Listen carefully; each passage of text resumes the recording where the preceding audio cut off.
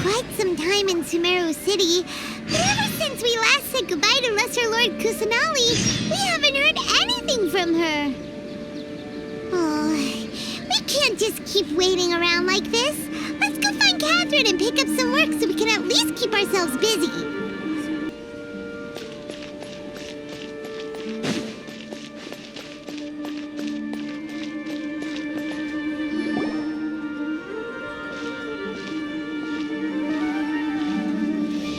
Astra Avisask.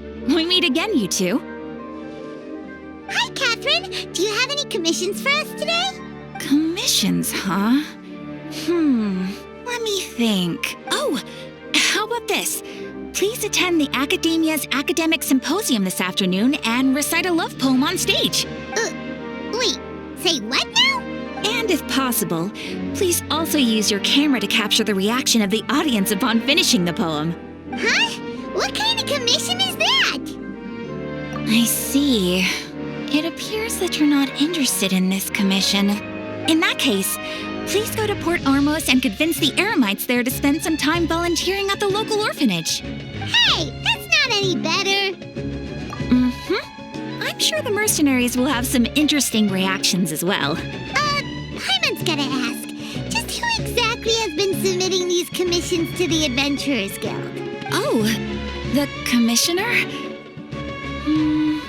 Well, actually, I just wanted to see the two of you in action. Was it so obvious? I was hoping you would actually take one of those commissions. That kind of chance to observe humans doesn't come by often. Ah, so it's Nahida. Hyman just knew Catherine wouldn't crack those kinds of jokes. When did you get into her head? From when she said, Ad Astra Abisask. So it's been you this whole time? Are you done resting up, Nahida? Yes.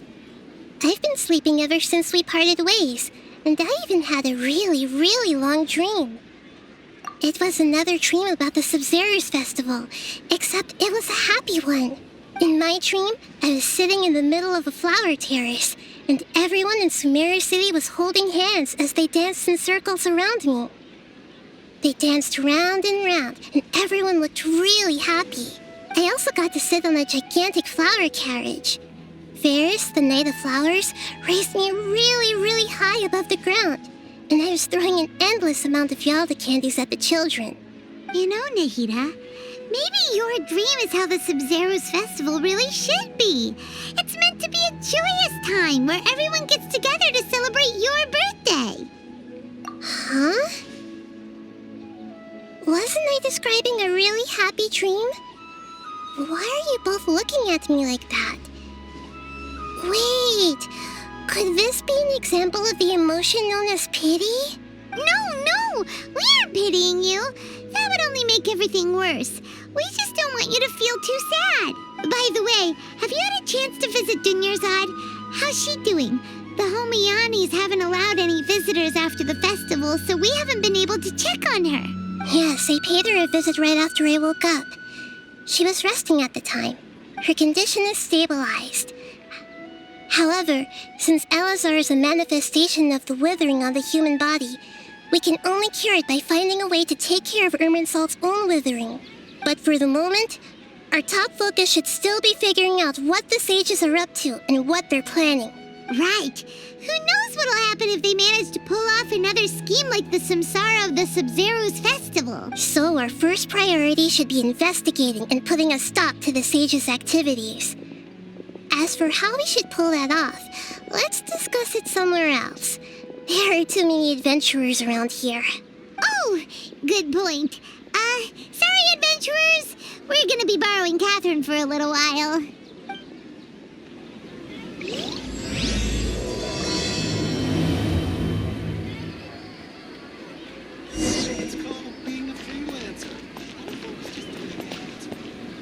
Let's continue our chat here. Okay, so do you have any ideas on how we can investigate the sages, Nahida? Actually, I've already done a little bit of work on that. But for now, I want to hear your thoughts.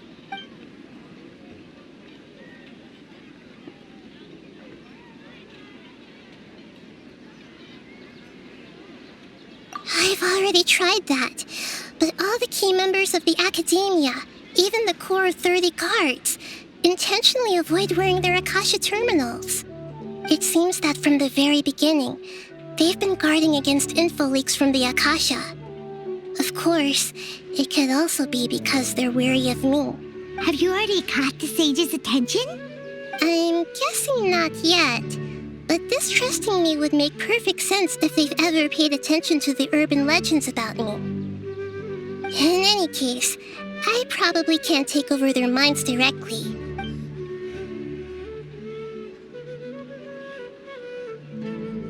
We're in the dark as of now. Since we still don't know anything about their goals, any rash move could tip them off and lead to terrible consequences. After all, every person in Sumeru City is one of their hostages. No way, that's too risky. You mean it'd be too easy to get caught? No, it's not that. We shouldn't involve innocent students in this. A single mistake could completely ruin their lives. Doing that would be ignoring the safety of my people for my own selfish goals. How is that any different from what the sages are doing? That's a good point. Spoken like the god of Sumeru.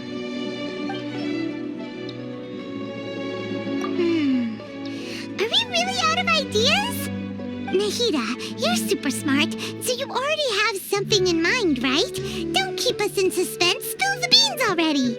According to a popular theory from the Vahumana Darshan of the Academia, rejecting impractical motions at the beginning of a planning session will give more weight to the actual proposal. Okay, but aren't you the god of wisdom? You don't have to use that kind of gimmick to make us take your ideas seriously. Well, I've been thinking that if I can't directly possess the leaders, and if I can't get ordinary people involved, then I should find someone who's already involved, but hasn't decided to side with the sages. You're saying we should recruit a spy? That does sound like it could work. Oh, before coming back, we met someone named Alhaitham. He seems like he acts alone, and he likes doing stuff behind the Academia's back. They probably aren't in cahoots. Actually, I already have someone in mind. Do you still remember that female scholar named Sataria? Sataria. Paimon remembers now. Isn't she the one who's always trailing behind the Grand Sage of the Academia? We ran into her basically every time the Sub-Zero's festival repeated itself. You could even say we're old enemies by now. Paimon still remembers the smug and mean way she always spoke to Nilu. I've always liked observing all kinds of people, and Sataria has always stood out from the crowd. She was born in the desert and was hailed as their greatest genius. Her academic gifts allowed her special admission into the Academia, and also gave her the opportunity to serve as the sage's assistant. Oh, Paimon didn't know she was from the desert. She must be pretty special then. Paimon feels like most of the desert dwellers around the city are working as mercenaries. The name Sataria means star. When she lived in the desert, she shone like the brightest star in the night sky. Later on, she was chosen by the sun. The star was given a place in the daytime sky to complement the sun's dazzling light. Soon after, the star witnessed the sun scorching the earth, which brought forth many disasters. The star began to waver. Instead of staying beside such a sun, wouldn't it be better to return and light up part of the night sky? But in the end, she couldn't give up the radiance of daytime. To cope with her shame, the star buried her guilt and closed her eyes. From the sound of it, Sataria's just hung up on the research opportunities here. But she doesn't really support the Academia. She still feels guilty about not doing more for the desert, right? She's just running away from her problems. Indeed. When they are presented with complex moral issues, many people will simply plug their ears and go with the flow until the problem can't be fixed anymore. She's suppressing a lot of guilt, but before she realized it, She had already become the sage's accomplice. She can't deny her part in their schemes anymore. Right. We must somehow make her face her problems again. That way, not only can we get useful intel from her, but she can also use it as an opportunity to redeem herself. From my past observations, Setaria will take a day off from the academia every 10 days to do some shopping in the city. Tomorrow afternoon just happens to be a shopping day for her. That'll be our chance. To prepare, let's go check out some of her favorite spots and have a quick chat with a few of the vendors there.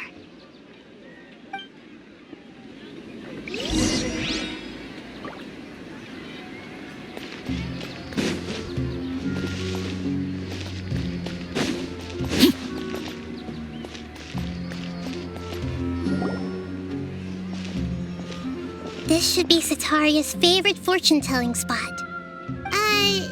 So should we ask the fortune teller about Setaria? No, I already have enough information on Setaria. The most important thing now is for you to pay attention to the vendor's talking style and key characteristics. Talking style and key characteristics? My poor lost lambs, have you become troubled over your fates? The divine voice of wisdom often echoes between mine ears. If thou be blessed today by the gods, I may be able to show you the way. Huh? Really? Nahida, you've been whispering things to her? Shh! My friend here has some doubts regarding her future. Can we get a fortune reading for her? Of course, of course. In that case...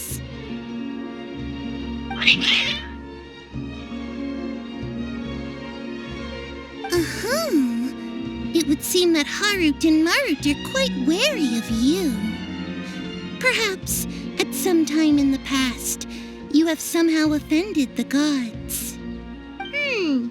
Only mocking the god of Animo, questioning the lord of Geo's financial savviness, and brawling with the god of Electro. Do those count?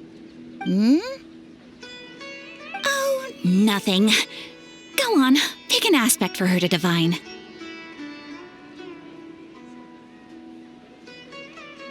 Health prospects, no problem at all.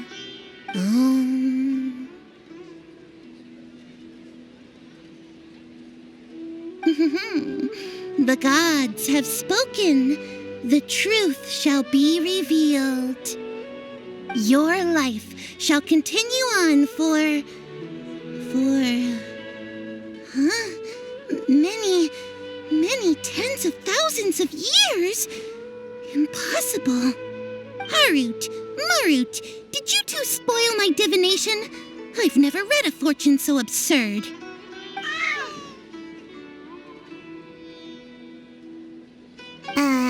Actually, Paimon thinks this is probably the most accurate fortune-telling you've ever done.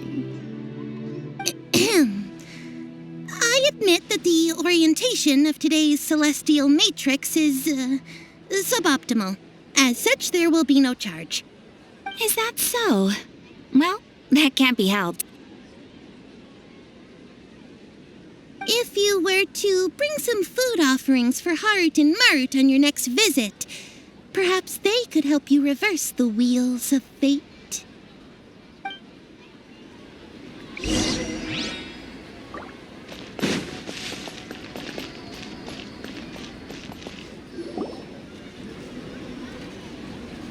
Is this another one of Setaria's favorite stalls? Yep, it belongs to a king. His father helped Setaria a lot when she first moved to Samari City, so she still comes by whenever she has time. When I start talking with him, listen carefully to the details of our conversation. Ah, dear customers, would you like to look at some pottery? We caught wind of your great craftsmanship, so we specifically came to take a look. Oh, I recognize you. Aren't you Miss Catherine from the Adventurers Guild? Sounds like I'm in for some big business. Speaking of, where did you learn this trade? I suppose you could say it all started with my dad. He's a mason by trade, but I picked up an interest in clay while apprenticing for him. After that, I began making pottery by myself in secret, and I simply changed trades when my works turned out well. Although it's a pity that I'm no longer making much use of the knowledge provided to me by the Akasha. That's nice. You're making a living doing something you love. So is your father still working as a mason? Oh no, not anymore. A few years back, he fell from a roof and broke his leg.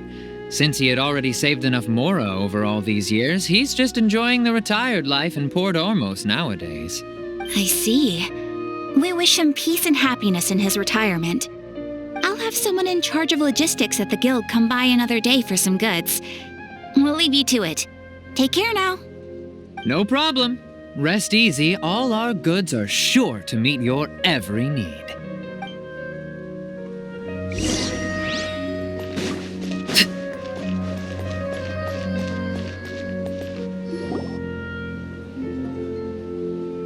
This should be our final stop. Sitaria's always thinking of this restaurant when she's working at the academia, so she always comes by whenever she's out in the city. Nahida, you've really thought of everything. It's my duty to protect Sumeru's citizens, after all. Hi there. I feel like I've seen you down by the docks before. Huh?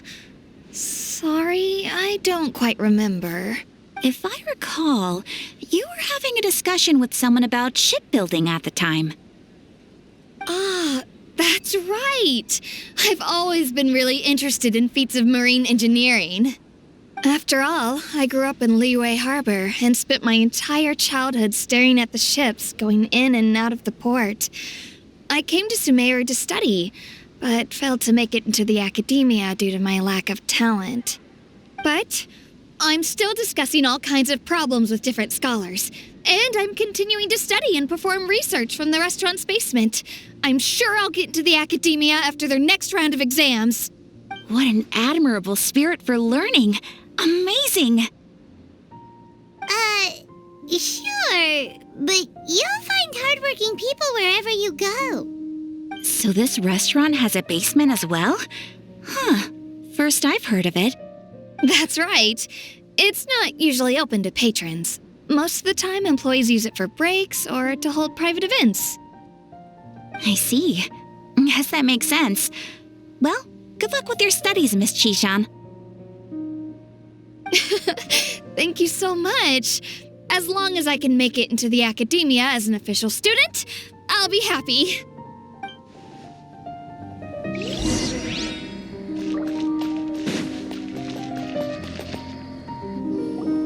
So, was that everybody? Mm-hmm.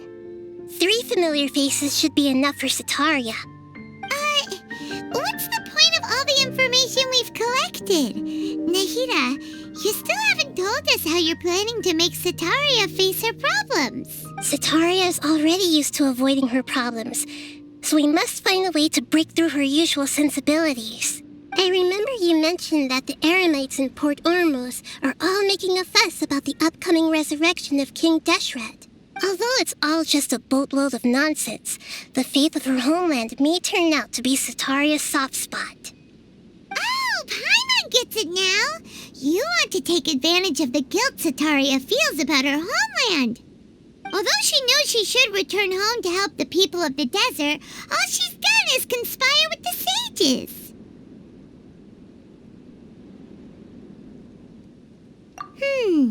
So how do we set that up? Well, King Deshret is long gone, and Sitaria is also too smart to fall for any simple tricks. If we simply engaged her under the guise of King Deshret's believers, she would definitely be weary of us, and we may not get anywhere. But if we were to borrow some of her close acquaintances to talk with her, her reaction would probably be very different. So you mean you're going to possess those people we just talked to? Yep, possess them through the Akasha, Imply they've already converted to the faith of King Deshret, and then convey our made-up will of King Deshret. As long as everything goes smoothly, we'll get through to Sataria for sure. She'll never guess that we had anything to do with it. Ah, so that's how you're going to use all the info we collected on these people. It's so that you won't slip up and break form. Possessing them will only work if you can manage to pass off as them. Exactly. So, best of luck with impersonating them. Huh? Best of luck? But we don't know how to possess anyone. That's no problem at all.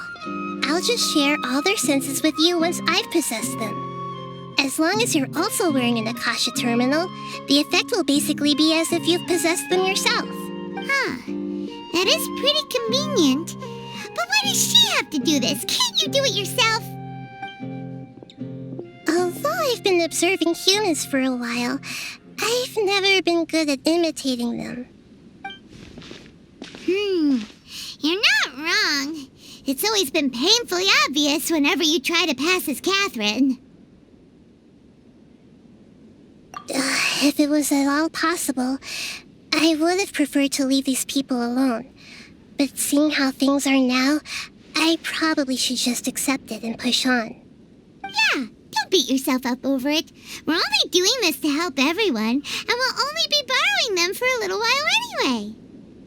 Alright, then let's give it a go tomorrow afternoon.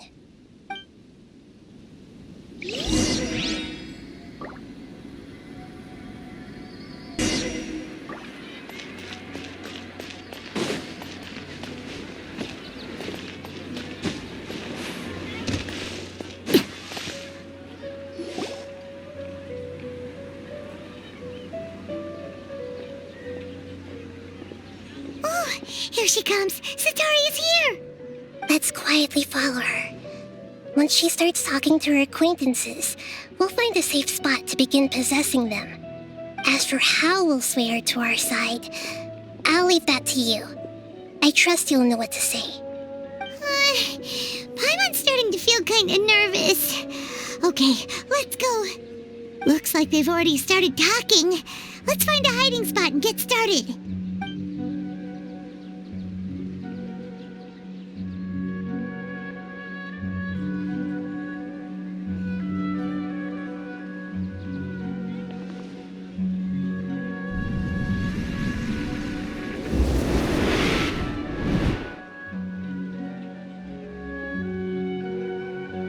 That's right. You really can't force anything when it comes to love. And besides, everyone around me has a very different background and outlook. Are you still listening to me, Nabia? Oh, of course I'm listening. You were talking about troubles with your love life, right? I heard everything you said. Okay then. You just seemed a little distracted for a moment there.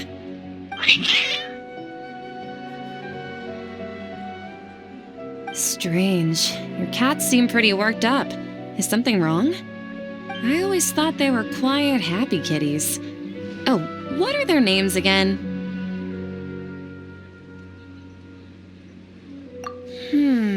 Are you sure? Those aren't ringing a bell for some reason. Well, actually they have many names. Which names I use depends on my mood. Huh, I see. I imagine that must be hard for the kitties, too. So, which fortune do you want me to read for you today? You must have come for another echo of the divine voice of wisdom. I'd like to get another reading on my love prospects, but to be perfectly honest with you, I feel like I've been a real mess recently. A mess? Well, could you do a reading on how long it'll take me to finish my current project at work? I really just want to get it over with. I hear you. No problem at all. The gods will reveal the truth.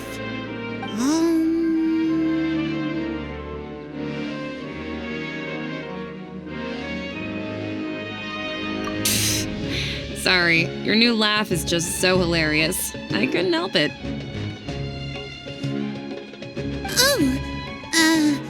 Please pay no mind to those kinds of details. The gods are asking. Sitaria, why haven't you gone home? Why haven't I gone home? Do the gods really know everything I've been thinking about?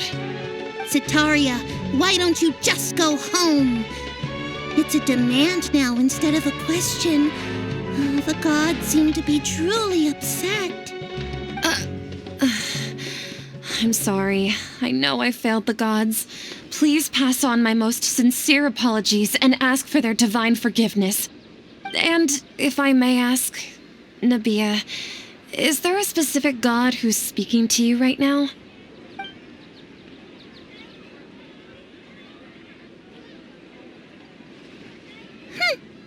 What an inconsiderate and naive question.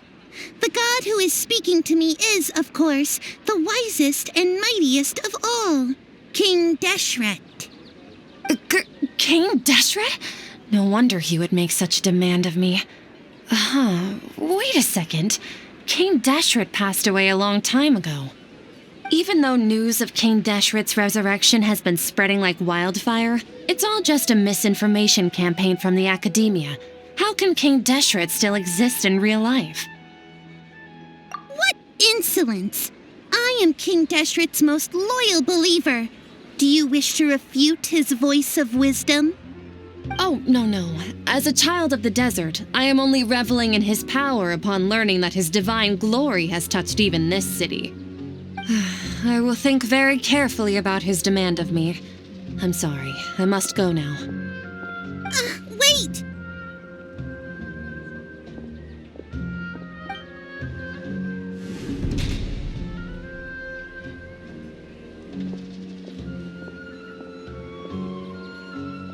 Ooh, she just ran off in a hurry. She looked pretty upset, too. Well done. Sitaria didn't seem to suspect anything amiss. To have something she's been trying desperately to avoid show up out of nowhere and berate her, that must have shaken her to the core. Aw, Nahida, it seems like you understand human emotions really well after all. All I know are some abstract Harabatop theories. In any case, my time with you has shown a lot of them to be utterly useless. I'm still trying to make sense of everything. Anyway, enough of that. Let's hurry and catch up to Sitaria. She's out of games now, right on cue. Let's get ready to possess him right away!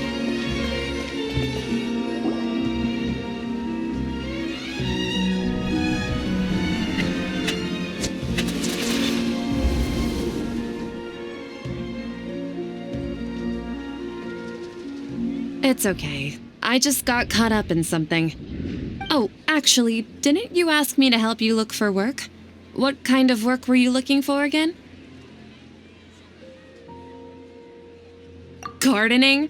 But don't you hate everything to do with plants? I still remember getting mad at you for secretly throwing away the bonsai that I gave you as a present. You see, a friend told me that the secret to self-improvement is to work on things you're not so good at. Fair enough. I didn't think that was something you would consider. Speaking of, how's he doing? Is he feeling any better?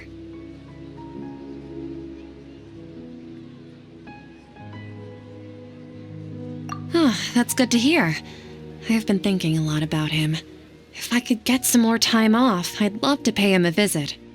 Actually, while we're talking about him, is he still living in Port Ormos? Yeah, he's been retired there for a while. If you could find the time, please write him a letter.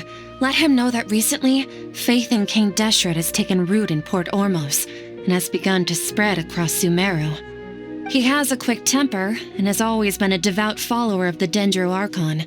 I don't want him to get into a fight with those King Deshret believers because of a difference in beliefs. Oh? So, who are you siding with in all of this? The Academia or King Deshret? I'm so jealous of you. You were born a child of the desert, yet you chose to betray King Deshret, and now you spend all your time with those crooks from the academia. Akeem, you don't mean you've also become a believer of King Deshret? What's so strange about becoming a believer of the wise King Deshret? In fact, aren't you the strange one? The one who still can't pick a side? Can't pick a side? Me? Whoa! Paimon had no idea you'd be so good at this. You really zeroed in on the issue and put it right in front of her. It might feel a bit overwhelming for Sataria, but once everything is over, I'll be sure to pay her a visit to her mind and explain everything. Anyway, let's keep going.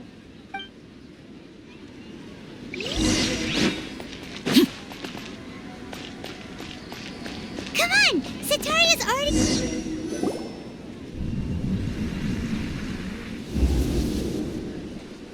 So, Shishan, have you noticed anything weird in the city lately? Like, as if someone was trying to preach to you about something?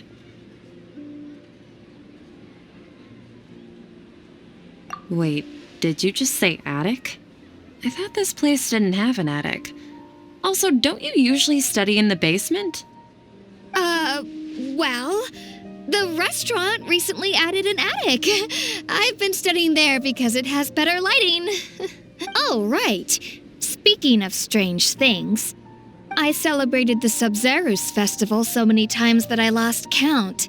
That was really weird. Wait, how could you be aware of that? That should be impossible. Nothing in the report indicated anything like that. Are you still failing to realize that the Academia's lowly tricks could never deceive all of Sumeru's citizens? Shishan, don't tell me that you've converted to King Deshret as well. What an absurd question.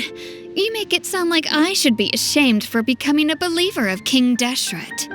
In reality, shouldn't you be the one who is ashamed? You, who works side by side with the Academia and treated people as nothing more than experimental subjects? Please, please stop! Even now, Sataria's still trying to run from her problems. She can no longer justify everything to herself. Hey, she's trying to talk to the guards! What should we do? This is the most important part of all. Quick, get ready. Mercenary, you're a member of the Corps of 30, correct? Please help me pass a message to the Matcha right away. The situation in the city is getting out of control. Please, try to remain calm, miss. Tell me what's happening in the city. Heretics are infiltrating the city, and they've already converted many residents to their side. Heretics? What kind of heresy are you talking about? King Deshret! Many people I know have suddenly started believing in him, but he's long dead. It's impossible. Miss Sataria, nothing is impossible. You know my name? King Deshret is immortal, and all who defy him will one day pay the price. You must face the truth, Sataria. You tread a treacherous path, and the longer you ignore it, the tighter the Academia's grasp on you will become, and the deeper you will be ensnared. Child of King Deshret, never forget that the desert that belongs to you lies elsewhere. What's so strange about becoming a believer of the wise King Deshret? In fact, aren't you the strange one? The one who still can't pick a side? What an absurd question. You make it sound like I should be ashamed for becoming a believer of King Deshret. Sataria, why haven't you gone home?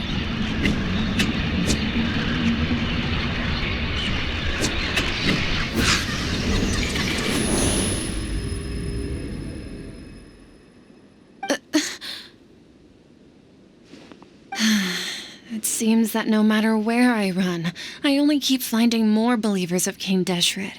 I have to say, this is a familiar feeling. I've also been running from my guilt this whole time. Guilt over my part in the sage's plans, and from ignoring the letters from the children of my homeland. But no matter how much I may try to ignore or get rid of it, my guilt always comes back.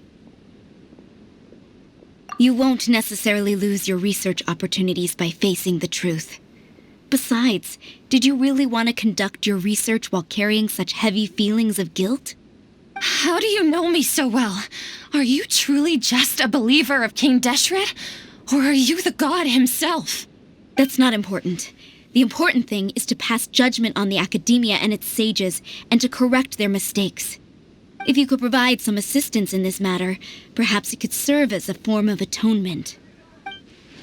I've actually never believed in the gods, but I've always believed in serendipity.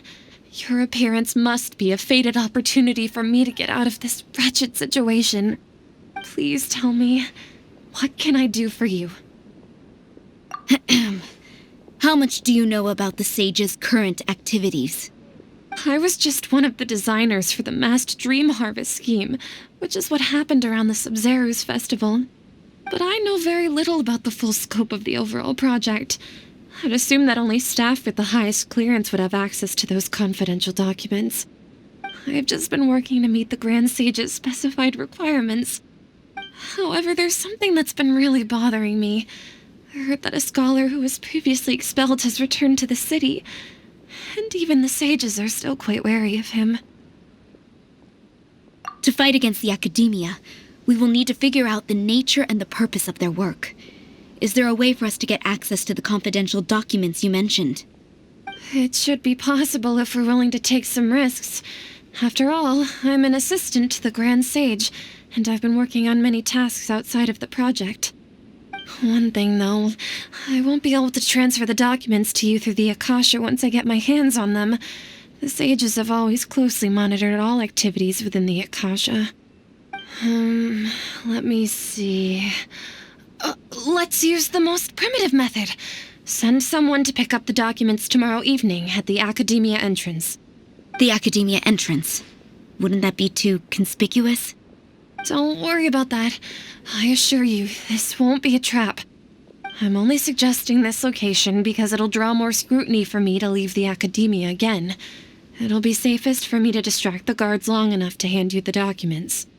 All right, I trust you. So, if I were to successfully complete this task, would it mean I've atoned for my wrongdoings? That'll depend on the judgment of the Dendro Archon. The Dendro Archon. That's right. Her people are the ones we have endangered. As the god of wisdom, she's also the one responsible for judging and guiding the scholars. Maybe it's time for me to find a god to believe in. Just as Nahida predicted, we've managed to bring Sataria to our side. The Traveler's execution was ingenious. She's the one who deserves all the praise. Well, now that we've made plans to meet again tomorrow evening, all we can do is pray for Sataria's mission to go off without a hitch. Pray? But if we're going to pray to the gods, aren't we just praying to you? God of wisdom and guardian of the scholars? No. The truth is the true guardian of scholars. I've always believed that.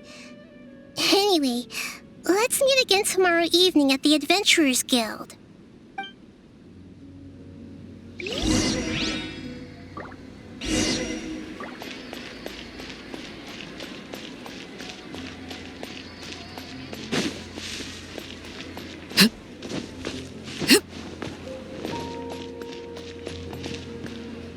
Catherine, we're here! Oh, you are the other Catherine, right? That's right. I suppose I'm the other Catherine in your mind. Shh! We're on a secret mission tonight, so we need to protect Catherine's identity. Yep, Paimon's right. We cannot fully rule out the chance that the meetup tonight is just a trap. If something were to happen, my existence may be the only trump card we'll be able to play. After all, the academia should still be unable to confirm the existence of my consciousness in the outside world. Yep, exactly. Just what Paimon was thinking.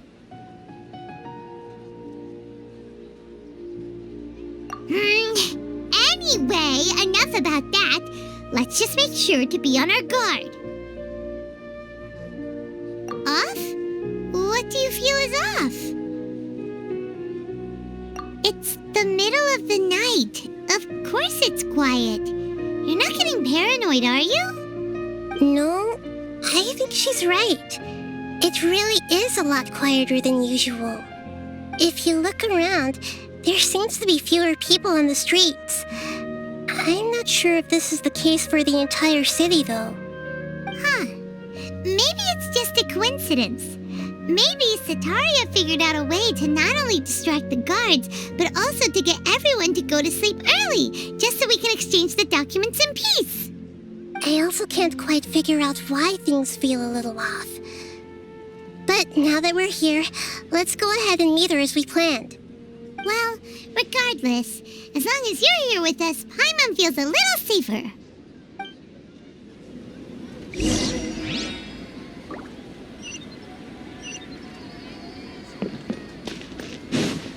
Huh.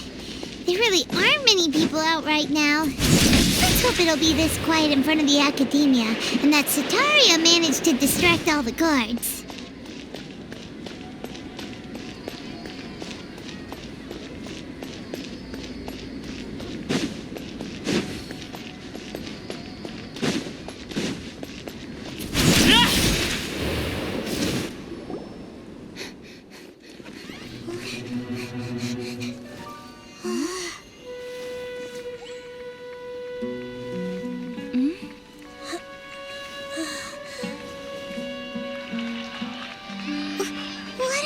People doing here at this hour of the night?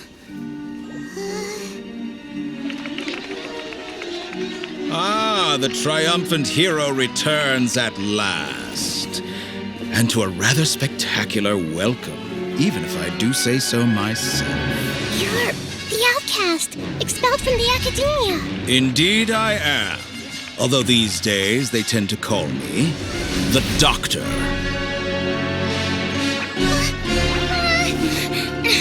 If you're looking for your researcher friend, she has already been taken into confinement. With some basic caution, she could have discovered the listening device on her person. Clearly, she lacks the degree of rigor expected of a true scholar.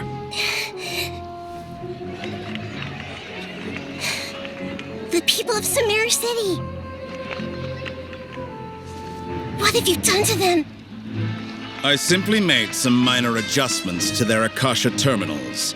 Now they can deposit information directly into the subconscious.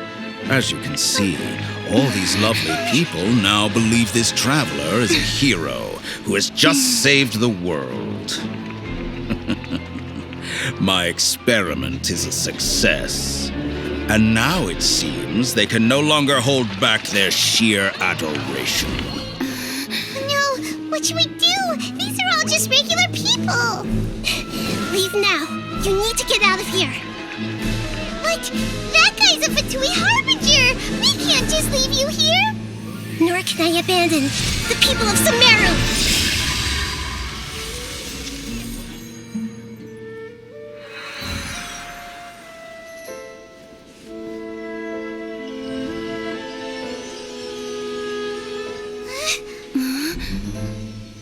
Don't worry. We'll meet again outside of the city.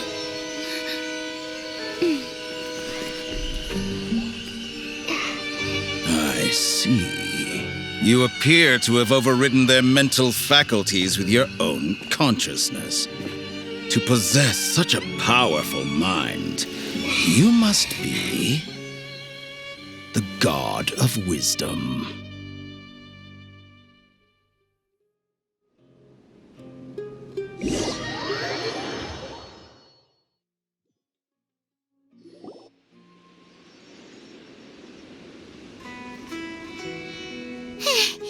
This should be far enough. Paimon needs to catch her breath first.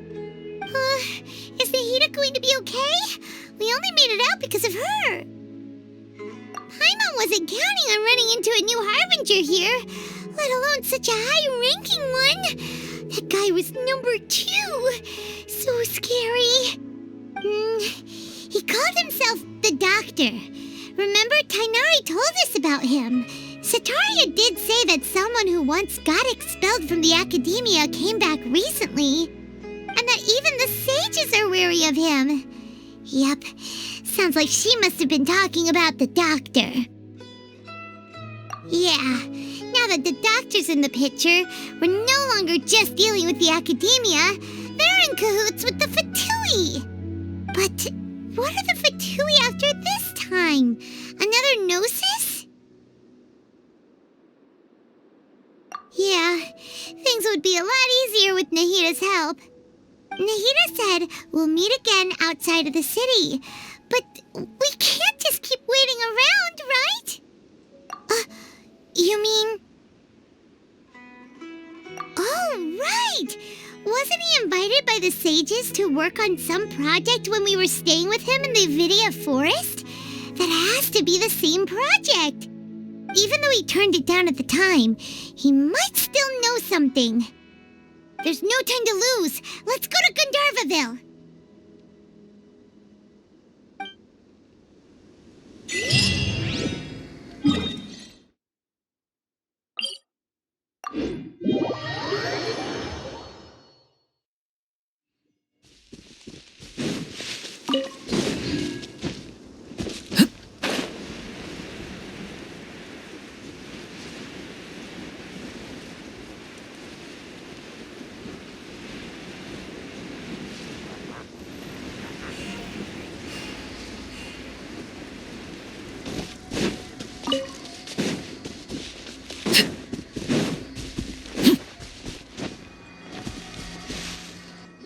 Hold it right there. A blonde-haired traveler and a floating fairy. We've got you, all right. Take a look around. You've fallen right into our trap. Are you mercenaries from the Corps of 30? Did you come here to arrest us? Corps of 30? We're nothing like those government lapdogs who don't even get scraps for their work. We are an elite brigade that commands the highest commission rate in all of Sumeru. We're here on the orders of a client known only as the Outcast. The Outcast? An outcast from the academia? But why wouldn't the doctor just send the Fatui after us? Still wasting time on idle chit-chat. We'll shut you up soon enough. Get them! You're up, traveler! New punching bag. The night is cold. Out of the frying pan, into the fire!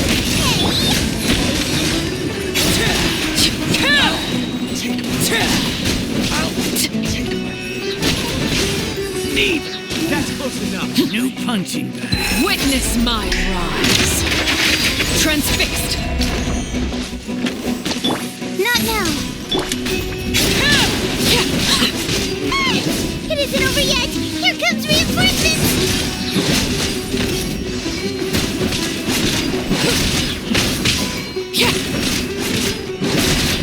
Laid bare. That was pretty rough. Is that what elite mercenaries are like? Yeah, looks like we'll have to keep our guards up. But this doctor guy seems like a pretty tough opponent. He knew exactly where to set up an ambush. Did he predict that we would try to find Kainari?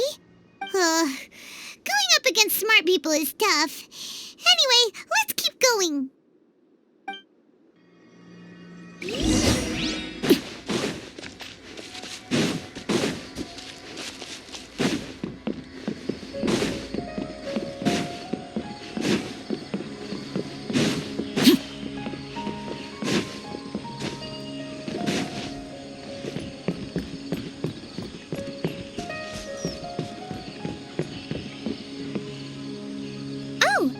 Traveler and Paimon, what are you two doing back here? Kale! It's nice to see you again! Are you doing alright? To be honest, I'm not doing too well. My Elazar has been progressing at a faster rate lately. I'm finding it harder to complete more intricate tasks. As a result, Master Tainari is taking me off the patrol schedule. He will only allow me to stay here and coordinate other people's tasks. Oh, Kale. Speaking of Tainari, did he go off on patrol? We're here to talk to him. Oh, Master Tainari? He just left the Avidia Forest a little while ago. He was headed to Party's DI. Huh? He left? What? Isn't Tainari always saying that he never wants to leave the Avidia Forest?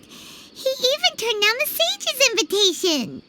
I thought it was weird too. Master Tainari always prioritizes his work as a forest watcher above everything.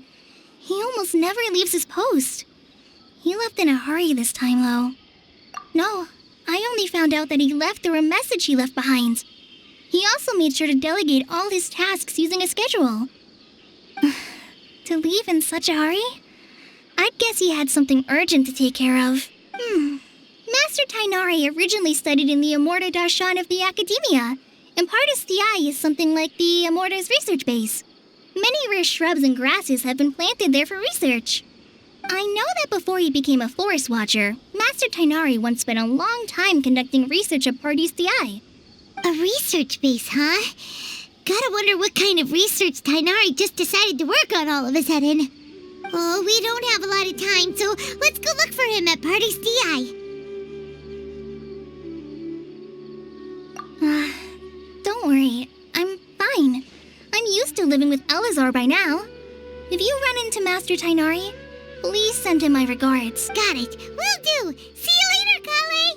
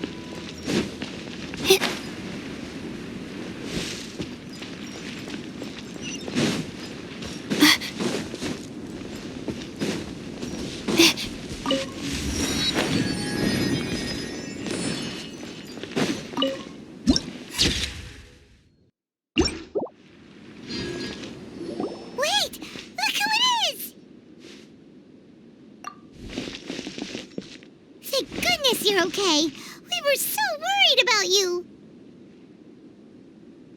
Hey, this was supposed to be a touching reunion, but you're ruining the moment. Actually, it's very smart of the traveler to be wary of me right now. After all, the doctor has shown that his technology can apparently even control human minds. Plus, it's not like you could have known what happened after we split up and I was facing the doctor by myself. Even a pool of stagnant water after a torrential storm can occasionally pass as a patch of sky. Paimon feels like only the real Nahida could come up with such an obscure analogy. Huh? But I wasn't trying to win your trust or anything. All I wanted was to clarify my point. Well, we understand that point now. Please, Nahida, tell us more about what happened. Are those poor people all right? When you left, I was still in the middle of restoring everyone's minds. Thankfully, when the doctor mentioned depositing information into the subconscious, he didn't mean engraving information into their minds. Instead, he did something closer to creating hallucinations. That was still within my power to fix. Luckily, I managed to finish my restorations and mind jump away from him just as he was about to capture me. Whew. What a relief. The doctor sure pulled out some hidden cards, but good thing we had Nahida with us. I wouldn't be relieved just yet. I gave away my true identity when I restored everyone's minds, which means we've lost another one of our trump cards. Also, the doctor is already an expert at modifying Akasha terminals. Maybe it's only a matter of time until he captures my consciousness inside the Akasha. Would that mean you'd no longer be able to jump between minds? Then how do we stop him? He's still at the academia, so it's possible he already started messing with the Akasha. Ugh, it feels like he's toying with us. What a nasty piece of work. Plus, the doctor's combat ability alone is apparently enough to make him worthy of being number 2 of the Fatui. We shouldn't give up hope just yet. Let's try to find another way to attack this problem. Actually, Nahida, how did you know we were trying to get to Party's DI? Have you been waiting for us? Yes, I have. I can see the traveler's elemental energy, so I deduced your destination by looking at the direction you were moving in. You didn't come here for sightseeing, right? Did you find any leads? We're looking for a scholar we know. His name is Tainari, and the sages once tried to reach out to him. Why don't you come inside with us and see what we can find? Okay, let's just hope we won't get him into trouble.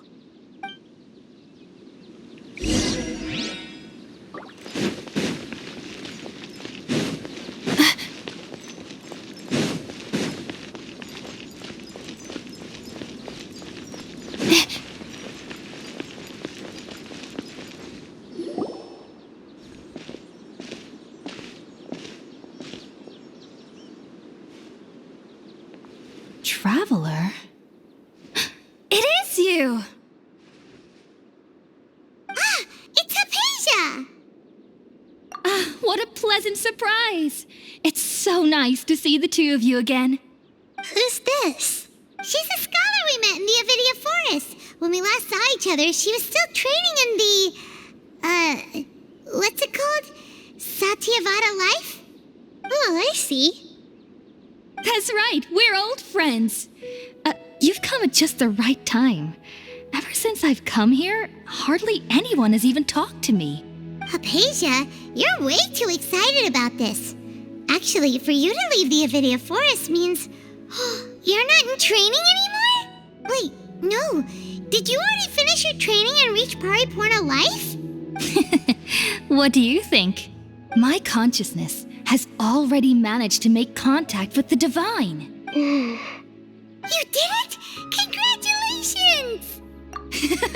It's so exhilarating to share this sublime joy with others at long last. When my consciousness made contact with the gods, what a supreme and unparalleled experience that was. That sounds incredible!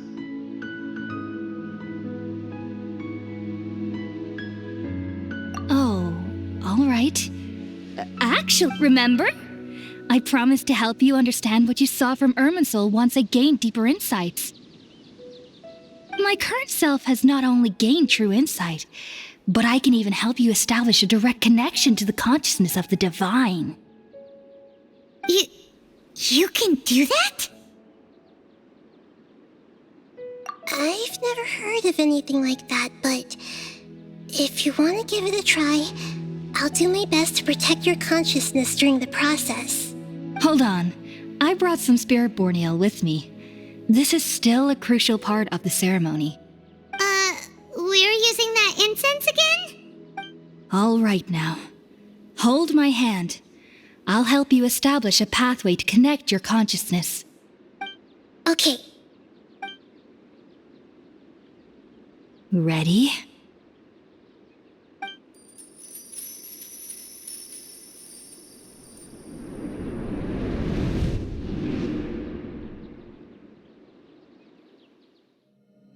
It took 3 betrayals for me to finally understand. The world is just an elaborate tapestry of lies. My fury will never be quelled. The first to betray me was a god. My creator. My mother. valuing strength above all. She saw no worth in me and I was discarded. The second was a human. My family. My friend. Consumed by fear, he saw me as an abomination. The third was one exactly like me. A hope for the future. A fledgling barely out of the nest. Powerless before his mortality, he broke his promise to me. Humans, they can't be trusted. And the gods fill me with pure loathing. So I said good riddance. I denounced the world and laugh in its face. My chest will never again be defiled by worldly filth. I will scrub away every last trace of human emotion. Then it will be empty, a blank slate, and ready to receive a supreme gnosis, brimming with pure divinity.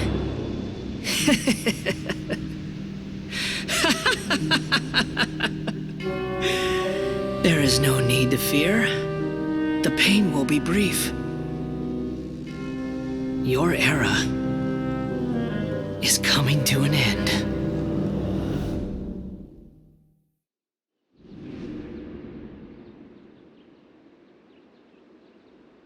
What was that?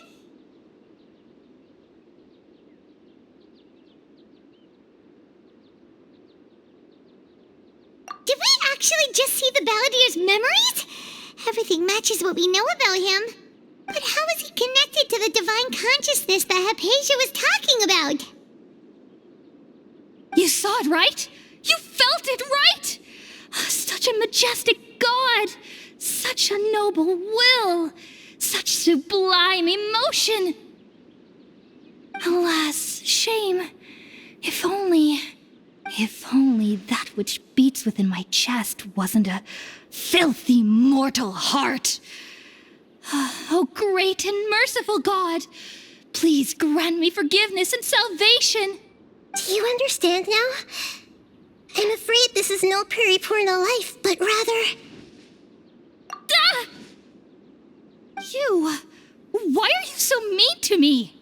Why is everyone hiding from me? I found divine wisdom. Shouldn't I receive praise and honor? Haven't I uncovered that light in the darkness?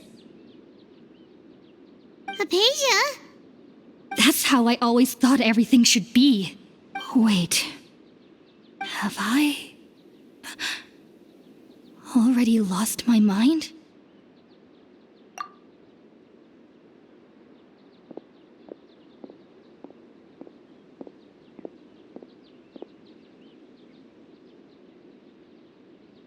Wait, something isn't right.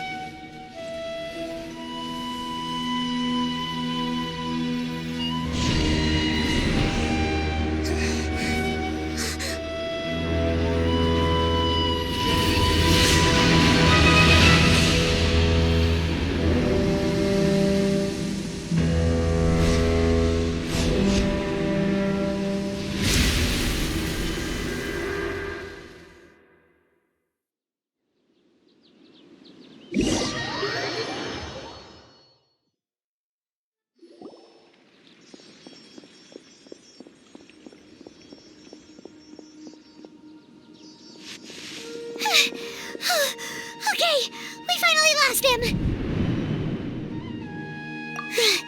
Are you okay, Nahida? Wait, no. Something feels different. You're back! Oh, the Traveler's back? Nahida was controlling your body for a while. It seemed like she jumped over to you as an emergency measure right before the Catherine puppet was destroyed. After that, Tainari heard the commotion and came over. He helped us defeat the mercenaries and then he ran with us all the way here. What? You swapped places? You mean your consciousness also went into Nahida's body? Wait, then where is Nahida's consciousness? Where is she now? I never imagined that an individual's consciousness could be transferred around like this. Had I not seen it with my own eyes, I would have never believed it. I don't think this can be achieved with current human technology. Also, while we were running, the consciousness in your body told me to pass on a message. She said, "The doctor has found a way to trap my consciousness, so I can't journey with you anymore. But even in a moonless night, a shower of starlight can still drown out illusions and lies." Oh no! Nahida's trapped in the sanctuary of Surasthana for good this time. Was that message all she left for us? It's pretty vague.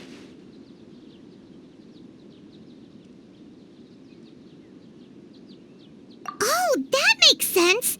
Since the doctor captured her, she won't be able to say anything without him knowing. She's being extra careful. Even in a moonless night, a shower of starlight can still drown out illusions and lies. Huh. Paimon knows the moon illusions and lies are from the alchemical divination at the Sub-Zero's festival. Didn't Nahida use a starlight analogy before? It had something to do with Sataria. Oh, that makes a lot of sense. Huh. Do you think Nahida was telling us to go find help in the desert? But she isn't with us anymore. Think we'll be okay? Paimon, you said Sanctuary of Surasthana, correct? Does this mean that this Nahida you're talking about, the consciousness who was occupying the Traveler's body, is the Dendro Archon? Your guess is correct, but the situation's a bit complicated, so it's really hard for us to explain right now. That's all right. A scholar's curiosity doesn't need to be appeased right away. As for the complicated nature of the situation, safe to say I have witnessed that for myself. I've spent some time with you, and it looks like the Dendro Archon's also on your side. So, I trust you. Thank you, Tainari. Oh, actually, we came here to ask you a question. What do you know about the project that the sages have been working on? That. While I was indeed invited to join that project, the sages were always secretive about its scope and goals, so I eventually declined. All I know is that the project has something to do with the restoration of Irminsul. Huh? Did you see something when you were in Nahida's body? What? Do you have any evidence?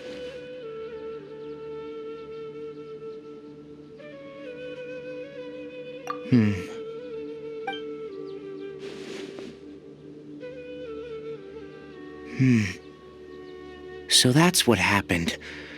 That explains why Hypatia's symptoms were different from those of the other scholars who went mad. It's because she made contact with the consciousness of a new god who is still in the process of being born. Tainari, did you leave the Avidia Forest because of Hypatia? I did.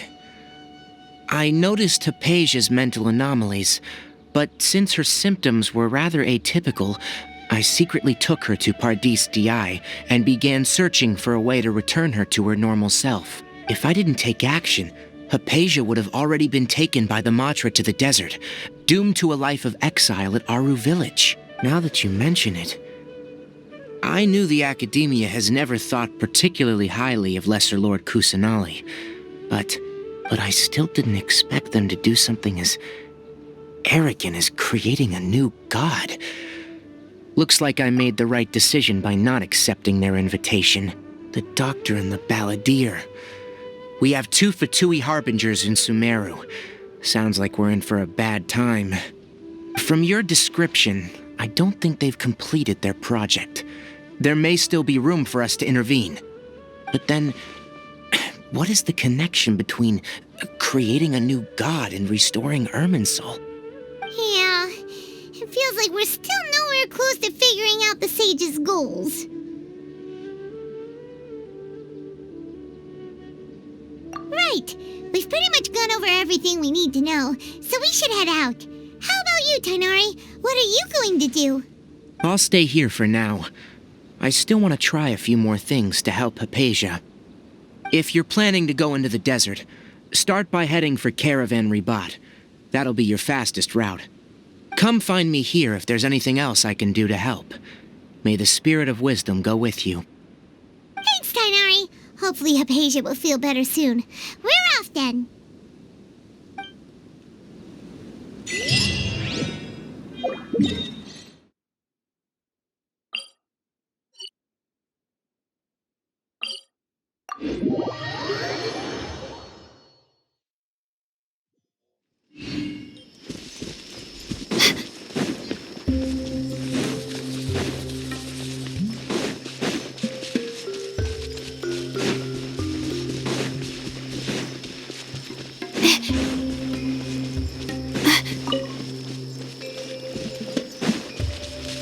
There's another The time. night is cold.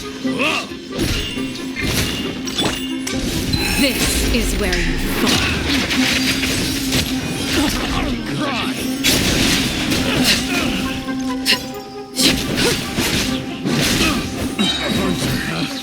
Becomes the test subject.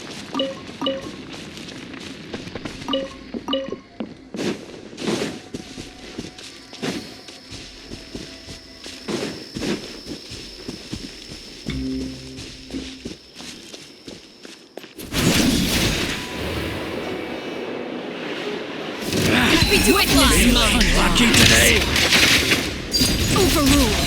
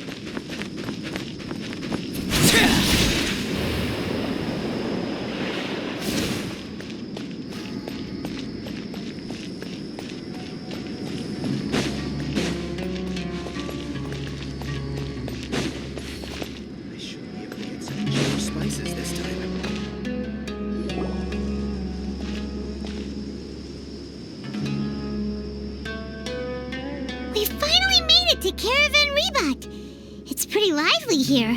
So, just past this wall is the desert, huh? Oh, wow. Paimon remembers hearing people call this the Wall of Samiel.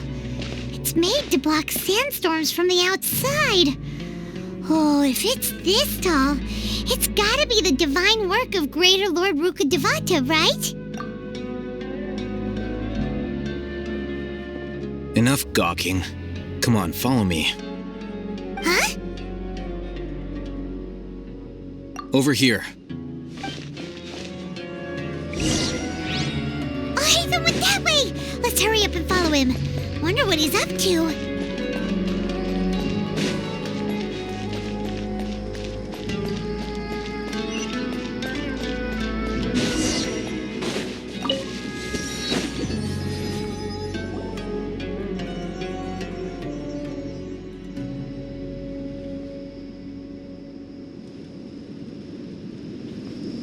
What the?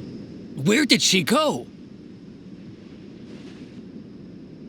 How did we lose them? They were just here a second ago. More Eremite mercenaries? Were they working traveler. It seems like we were being followed again. You were too careless. You should have noticed those hopeless amateurs trailing you a long time ago. There's no need to thank me. I've never cared to keep track of personal favors. All I did was correct a mistake I happened to come across. It's a habit I developed at the academia. You really gave Paimon a scare, Alhaitham. We never thought we'd run into you here.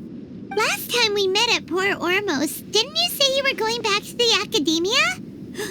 Wait, don't tell Paimon that you're here to take us back on their orders. Oh, so you've already landed yourselves on the academia's hit list. I can't say that I didn't expect it. However, had I wished to turn you over to the academia, don't you think you'd already be the Eremites' honored guests by now? Oh, right. You do have a point. I have no interest in running errands for that project. As a scholar, I've always belonged to the camp that promotes researcher autonomy.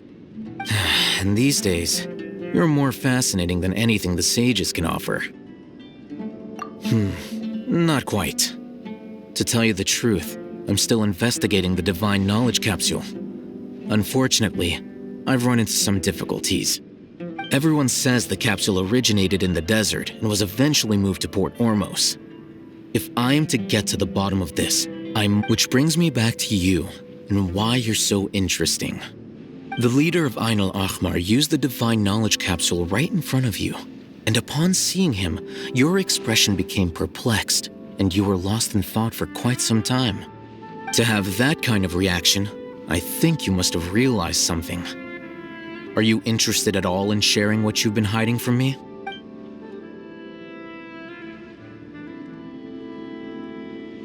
Alhaitham, you really have a ridiculous eye for detail. What kind of person even notices or remembers stuff like that? So that's your answer. Well, I do work for the academia after all. So considering that, it is indeed wise to keep your cards close to your chest. But that does prove you do have some undisclosed information about the Divine Knowledge Capsule. Am I right? No matter. Rather than simply learning the answers from you, I'd still prefer to investigate on my own. Speaking of, you two are also headed to the desert? That's right! We have the same plan as you! But we don't really have any concrete goals at the moment. Then I'd suggest starting with Aru Village. It's the largest settlement in the desert, so it'll probably have more resources and intel than anywhere else. Well, would you like to head there together?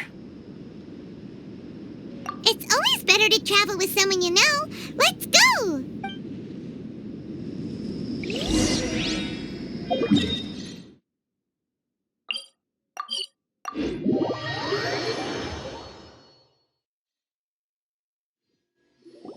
Before us lies Aru Village, the safe haven of the desert folk.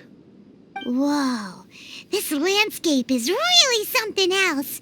What a cool place! Let's go check it out!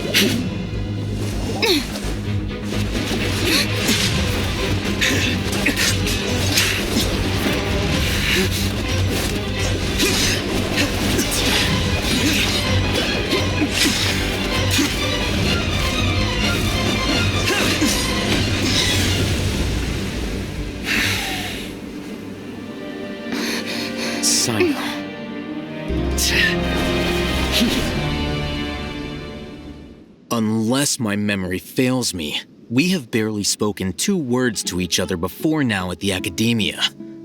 Would you care to enlighten me as to when and how I invited the General Mahamatra's wrath?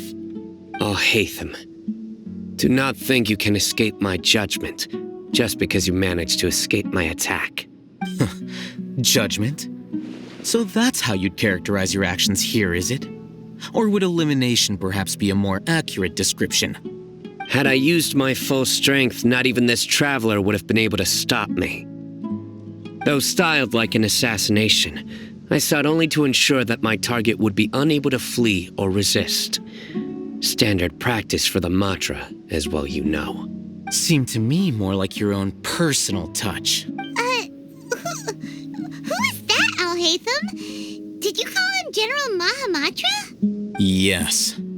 General Mahamatra Sino, head of all the Matra at the Academia. He's a formidable hunter, and the ultimate nightmare for any who have committed academic crimes. You seem to have placed a lot of trust in Alhaitham, to the point of blocking an attack for him. If I were you, I'd never choose to side with him. I wouldn't believe a single word that comes out of his mouth. I have been pursuing this scribe for a long time. I urge you, stand back and do not seek to defend him any longer. Otherwise, there will be consequences. Has Alhaitham done something wrong? Hyman doesn't think he's as bad as you've made him out to be. I won't waste my breath explaining things. Alhaitham, I saw it during our fight. Take it out. The divine knowledge capsule you're hiding on your person. Unless you want me to retrieve it for myself. Very perceptive of you. Nothing escapes a Matra's senses. Wait, the divine knowledge capsule? Didn't it fall into the Matra's hands in Port Ormos? No wonder you speak with such confidence, Sino. But I must admit, I'm very curious. What does this capsule mean to you? And why, as General Mahamatra of the Academia, are you all alone in the desert? As far as I'm aware, the other Matra have been speculating about your disappearance. Have you been given a mission that's, let's say, morally dubious? If I was the real target of your mission, what was stopping you from simply using your authority and resources to judge me within the walls of the Academia? I should have known you'd be difficult to deal with. You two? Ugh. What you would do, Traveler? Paimon feels like we can't trust either of them. Ahem. Well, look at you two, acting all tough and self-righteous over there. Wait, Dia? Great! Finally, someone that we can trust! You gotta help us out here. Otherwise, these two are gonna start fighting again! Yeah, sure looks that way. Two giants from the Academia duking it out once and for all. Not something you get to see every day, that's for sure. Listen, I know you academic types love to fill up your big brains with self-righteous morality and lord your empty rules and virtues over each other. But how dare you bring your petty disputes into the safe haven of Aru Village? It seems like someone's gonna have to beat some sense into your thick skulls until you finally learn to respect these grounds.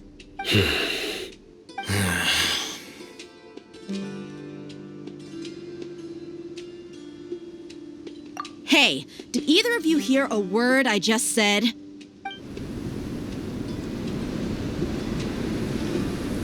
Whoa, what's going on?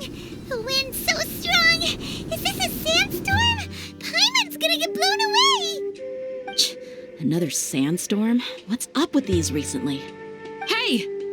All of you, over here, quickly! We have to take cover! Someone's calling for us! Oh, this wind is too strong! Let's get over there! That sounded like Candace. Come on, you two. Jeez, are all of you Academia folks such hard work? Move it! All right, stop yelling.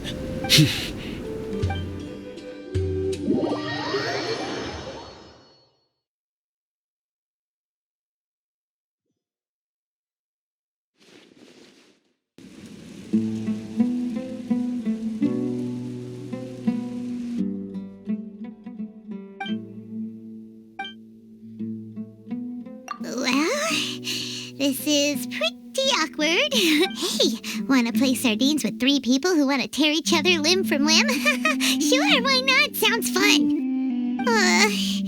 The air is so thick and heavy. Paimon can hardly keep floating anymore. My sincere apologies, everyone. This is the home of our village chief. I will have to ask you to make do with this small room until the sandstorm dies down. Please, let me introduce myself. I'm Candace, protector of Aru Village. Our savior has come at last! Nice to meet you, Candace. The name's Paimon. Thank you so much for helping us. There's no need to thank me. It's only right to help each other when the weather gets rough. Wow, she's so gentle and caring, like a nice older sister. Unlike those guys over there. All right, now that we're all better acquainted, we should return to the topic at hand.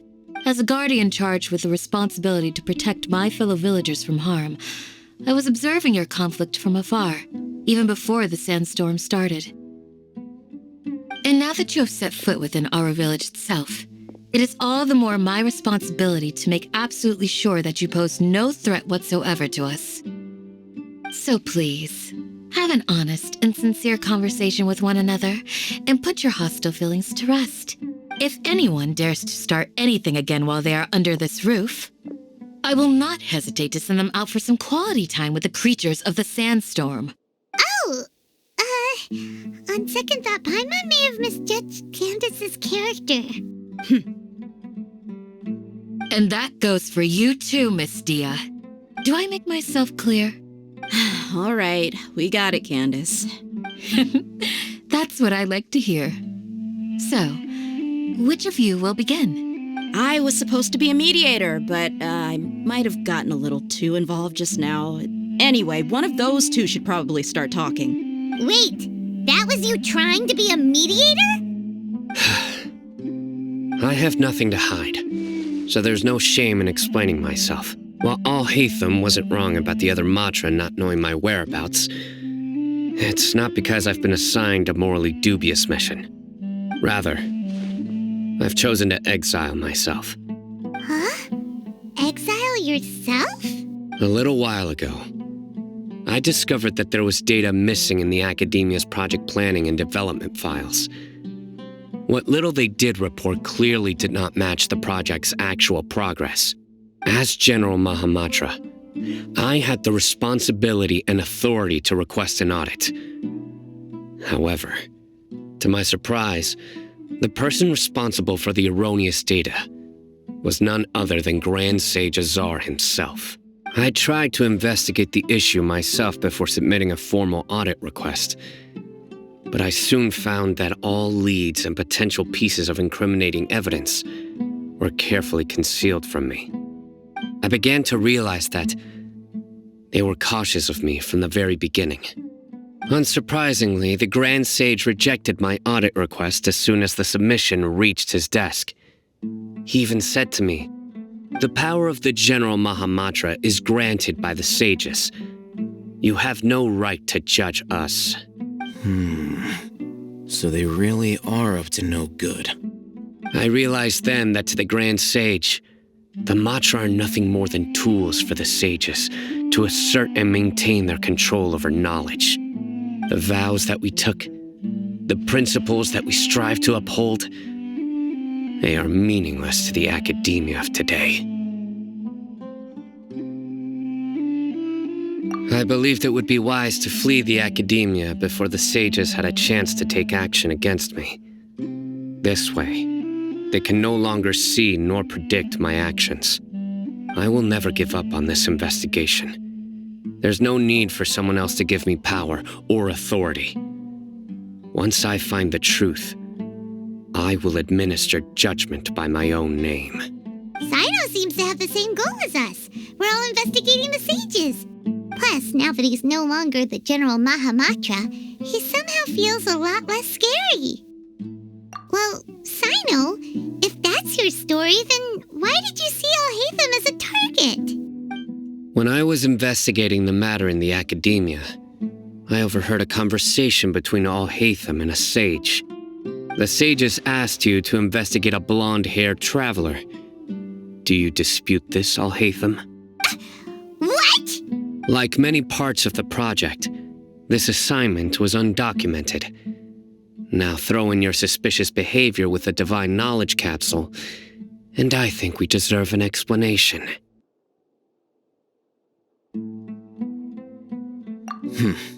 Yes. I was indeed tasked with investigating the Traveler. Al-Haytham! him! After all, the promised reward was so great that hardly any scholar could have refused. The sage told me, once you've completed this assignment, I can give you a glimpse of divine knowledge. A most enticing offer. Unfortunately, those academics don't know me at all. Their words contained one key piece of information, namely that divine knowledge indeed exists. That gave me all I needed to know. From my perspective, the sages are far from trustworthy. Think about it. Isn't it a little strange they're so willing to share divine knowledge with anyone, even as a reward? So, I began my own investigation following the lead of the divine knowledge capsule. In the end, I realized my wisdom in committing to this rather than collaborating with the sages. Had I been less guarded, I probably would have ended up like that Ain al-Ahmar mercenary, incapable of remaining sane for long enough to hold a conversation. You mean that the sages originally planned to dispose of you, using one of those capsules that drive people insane? I'd already given up on the assignment by then.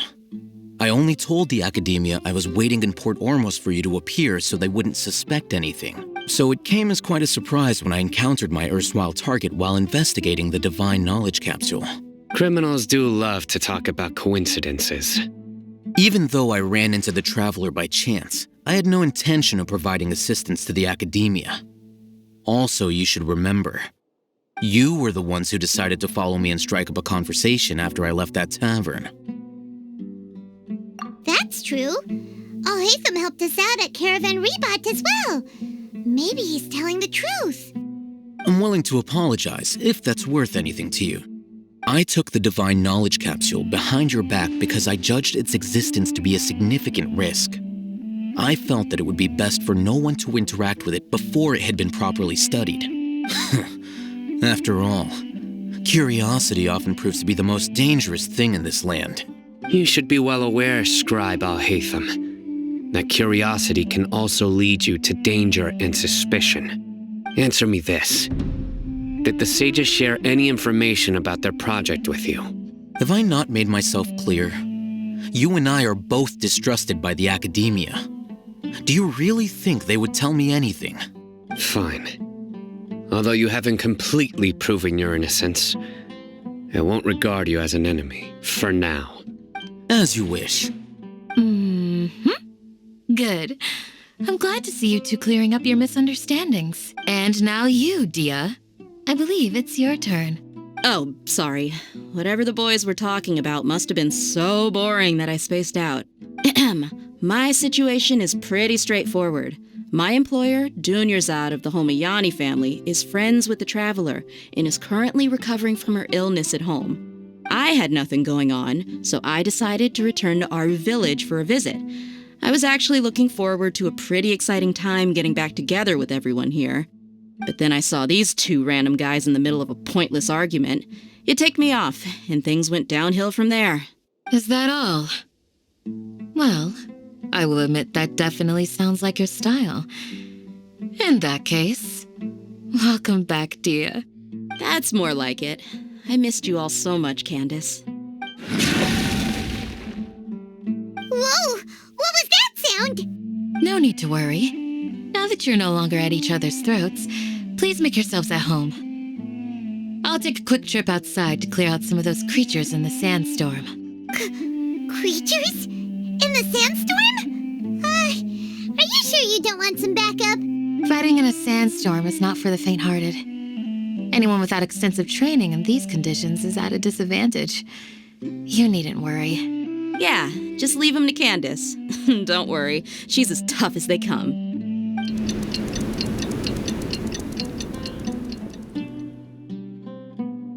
The wind's died down. That means the sandstorm's over, right?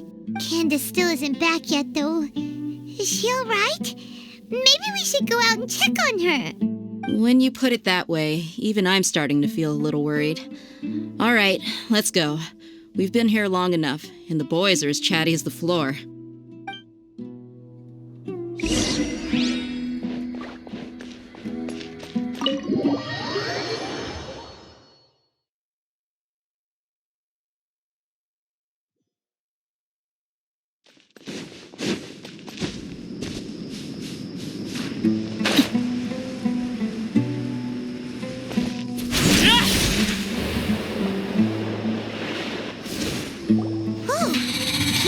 You're still fighting?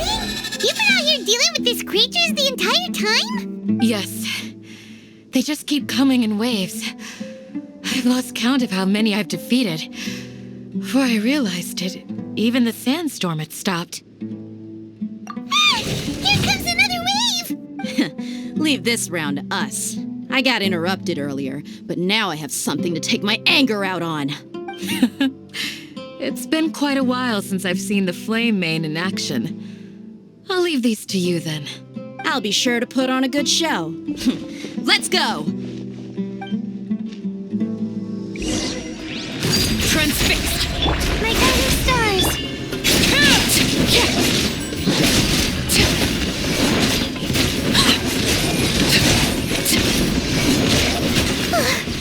Here comes another wave! When are they ever gonna let up? Don't be scared. Boba, get some! Eat this!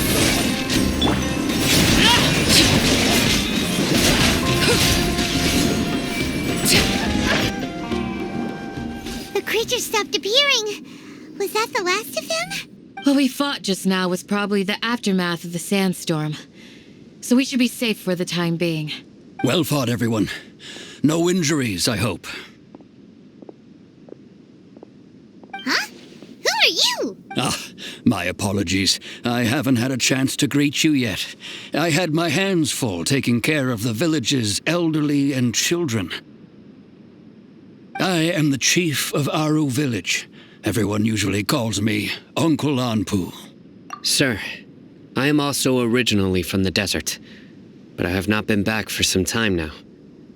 May I ask if such sandstorms are common?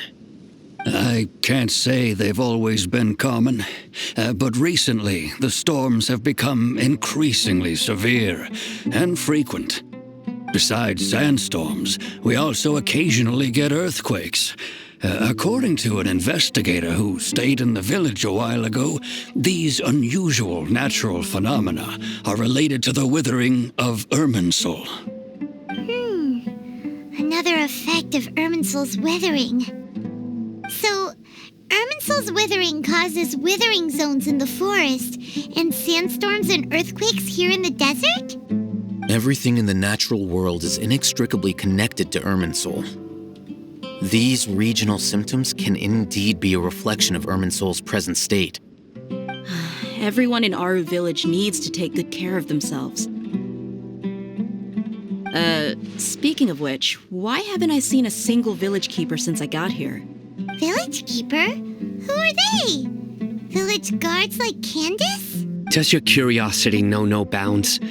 Village Keeper is how Aru Village refers to mad scholars exiled here by the academia. Most of them are scholars who lost their sanity after a period of training in the Avidia forest.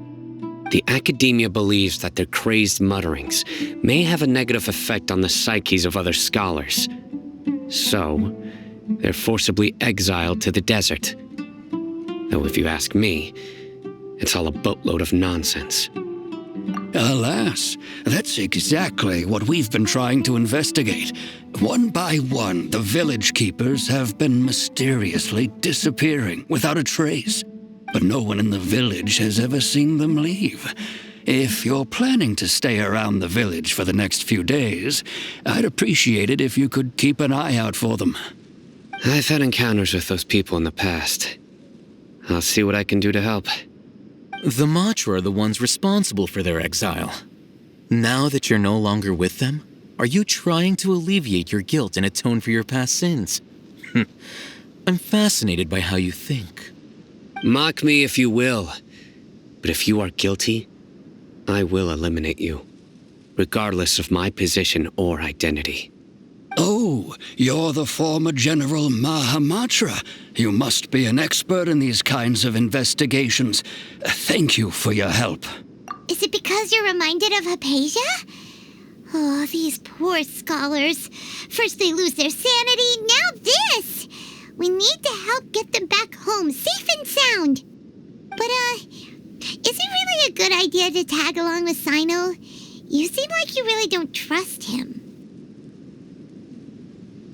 I'll be grateful for the assistance. No doubt you will do a better job than some of my former subordinates. Let's start by finding a spot to share what we know so far.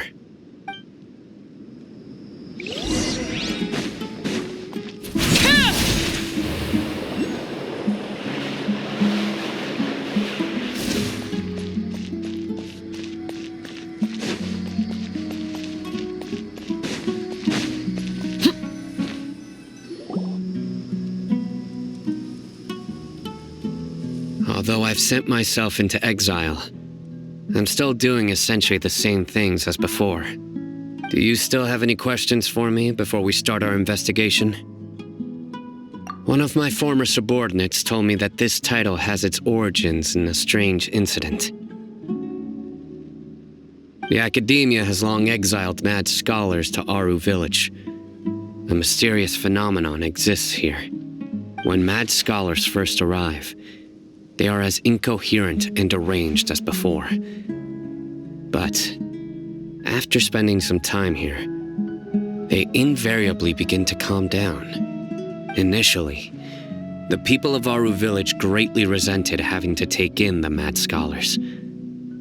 But a strange incident one night changed that. Aru Village was struck by the strongest earthquake in living memory. Seeing buildings on the verge of collapse all around him, the then chief of the village was preparing to take everyone to safety. Suddenly, he noticed a mad scholar crouching in a corner, caressing the ground with his hands. A soft, green light radiated from him, like a divine glow against the backdrop of night. Despite the powerful tremors that ripped through the ground that night, all the houses remained upright, almost as if they had grown roots reaching deep into the ground. In the end, not a single building collapsed, and no one was hurt. After that, the people of Aru Village treated the mad scholars with greater kindness, and began to refer to them as the village keepers. The soft green light? A mad scholar protecting Aru Village? What do you make of it, traveler?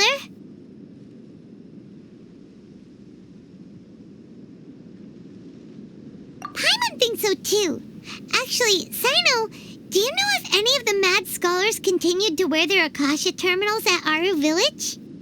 In theory, they would continue wearing them so the Academia could still monitor their activities. With that said, the main Akasha system would no longer have any interaction with them. Oh, no wonder! Everything makes sense then! Add in the fact that they calmed down, it was probably Nahida who calmed them. If you are able to draw a conclusion from this one story alone, then it appears you possess much more information than I do. So, what do you make of the story?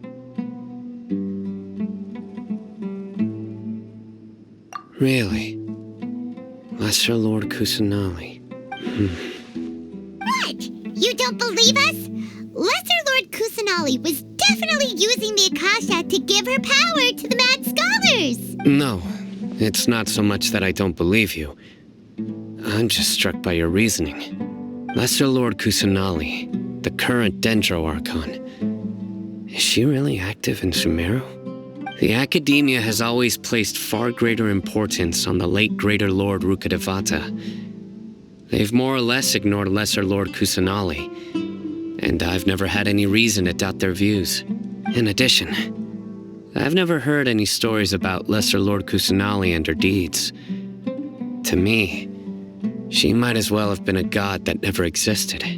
No way! Nahida definitely exists! She's a... How should Paimon put it? She's a good Archon who's kind and wise, even if she says weird stuff sometimes.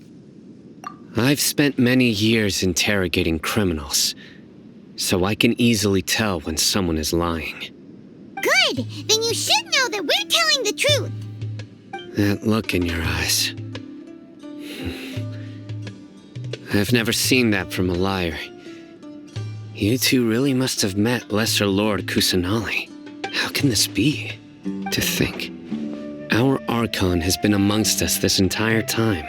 Alright, now it's our our turn to put our skills to good use for this investigation. But easier said than done, especially since we don't have any leads. Maybe we can start by knocking on some doors. Excuse me, are you here to help me find my grandpa? Huh? Who are you? By the sounds of it, a resident of this village. My name is Isak. You'll help me find my grandpa, right? Is your grandpa a mad scholar? Hey, don't say that. Grandpa is just Grandpa. Why do you have to call him that? It's not like he's a bad person or anything. The person you're referring to is not a local. Yet you are. Why do you call him Grandpa? Grandpa is just Grandpa. He's my family. I heard everything you said to the village chief. Please, you gotta take me with you. I want to find my grandpa. I swear I'll help. I won't be a nuisance. Ah, so you're the one who was eavesdropping on us around the village chief's house. I was planning to go out and take care of whoever it was, but I had a vague feeling that they didn't harbor any ill intent. Whoa. Hatham wasn't kidding about Matra having sharp senses. Sino, he's just a kid. All he wants is to find his grandpa. Let's find a way to help him. Sorry. I was only listening in because I wanted to know where Grandpa went. Honest. If you don't believe me, you can ask Miss Candace. All right. But first, let's confirm the facts with Candace.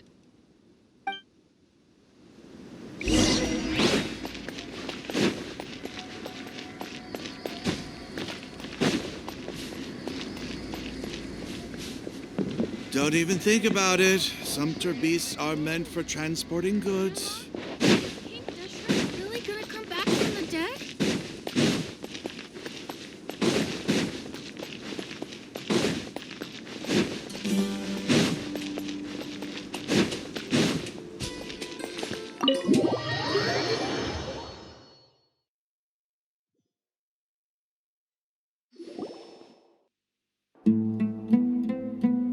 Sino is super vigilant. Is this what all the Matra are like? You're back already. We just wanted to confirm something with you. Do you know a boy by the name of Isak? I had a feeling he'd go looking for you. Huh? You knew this would happen? Yes. Although he tried his best to stay hidden, I still noticed him eavesdropping outside the window. He really wants to get his grandfather back. Isak's parents were both Eremite mercenaries who rarely returned to the village after finding employment in the city. He was raised by his grandfather. Unfortunately, it was only a few years before his grandpa passed away. Isak was still very young at the time, so various families in the village took turns caring for him so he could survive. Later, an elderly mad scholar arrived at the village. Isak thought the scholar bore a striking resemblance to his grandfather, and thus often spied on the man. However, the scholar was unkempt in appearance and incoherent in speech. Although Isak referred to the man as his grandpa, he was afraid and didn't dare to approach him. One summer night, the oft mumbling and bumbling grandpa suddenly calmed down and seemed to become more lucid. He even noticed Isak hiding in the distance. So Grandpa walked up to Isak and patted him on the head. He even took Isak to the entrance of the village, where he patiently taught the boy the names of the stars and accompanied Isak until he fell asleep. The next morning, Isak woke up and wanted to go find his grandpa again, only to realize his grandpa no longer recognized him. However, even so, Grandpa retained his calm expression. It's said that those who saw the scholar claimed he no longer appeared to be crazy, but appeared to be living in his own world, almost as if he were sleepwalking. Isak was thrilled that his grandpa was able to find peace and would follow him all the time, asking him things like, "Grandpa, want me to take you somewhere fun?" Or, "Grandpa, could you tell me stories about the stars again?" All this somehow just makes Paimon feel really sad. It seems like they both deserve so much better. Perhaps. Nearly everyone who lives in the desert has some form of hardship or regret. But even so, we must still continue on with our lives. It's also my reason for fighting. I must continue to protect this land.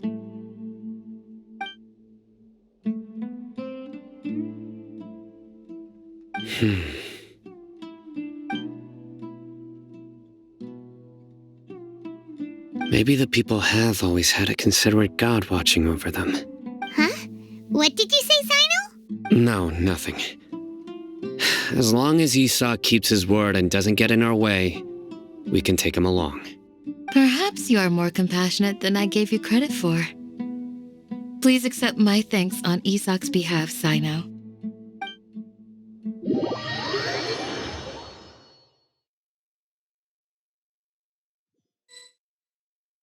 Hey, Isak! Oh, it's you guys! We've cleared everything up! Let's go find your grandpa! Really? Wow! Thank you so much! Yeah! All right. Let's ask the local residents some questions first.